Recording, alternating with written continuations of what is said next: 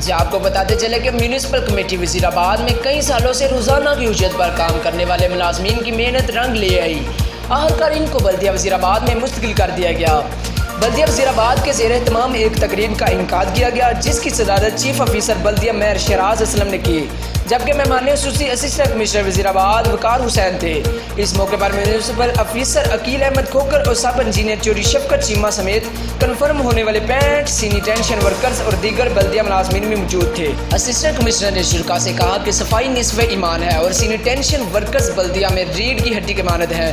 علاقہ کو صاف ستھرا رکھنے میں ان کی اہمیت سے کسی صورت انکار نہیں کیا جا سکتا۔ انہوں نے کہا کہ محدود وسائل کے باوجود ان لوگوں نے جس طرح شہر کی جان افشانی سے خدمت کی ہے وہ اپنی مثال آپ ہے۔